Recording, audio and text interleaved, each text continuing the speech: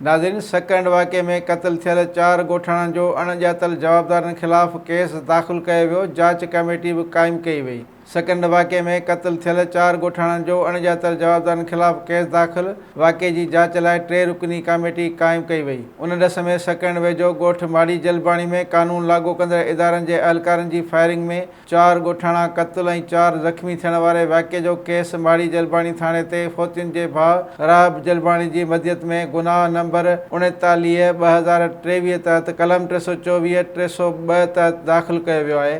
Case में फिरियादी ॼाणायो आहे त 3 वॻे धारे घरनि में वेठल हुआसूं त दरवाज़े जे साम्हूं 5 मोबाइलूं, हिकु अछी ऐं हिकु कारी कलर जी वीगो ऐं 3 क़ानून नाफ़ूज़ कंदड़ इदारनि जूं गाॾियूं बीठियूं हुयूं, जंहिंमां 40-45 मुख़्तलिफ़ सरकारी वर्दियूं पहिरियल 10 सिविल कपिड़नि में मलबूस माण्हू लथा, जिन लहण सां चयो त तव्हां दहशतगर्द आहियो, अॼु तव्हांखे न छॾींदासीं, मारे खून कंदासीं। ईअं चई सिधी फायरिंग करणु शुरू करे ॾिनी वई, जंहिं फायरिंग में मुंहिंजो भाउ सिजाल जलबाणी ऐं अज़ीज़ निज़ामुद्दीन जलबाणी क़त्ल थी विया ऐं इमाम बख़्श जलबाणी, मुमताज़ जलबाणी, इमामुद्दीन जलबाणी, अलदाद जलबाणी, सारंग जलबाणी, अली नवाज़ जलबाणी ऐं लियाकत जलबाणी ज़ख़्मी थिया। ॻोठाणनि जी मदद सां फोतियुनि ऐं ज़ख़्मियुनि खे खणाए तालके अस्पताल वञी रहिया हुआसीं त रस्ते में इमाम बख़्श ऐं मेहार बि दम ॾेई छॾियो, जंहिं बाद असां चइनी फोतियुनि जा लाश नेशनल हाईवे ते रखी धरणो हुयो।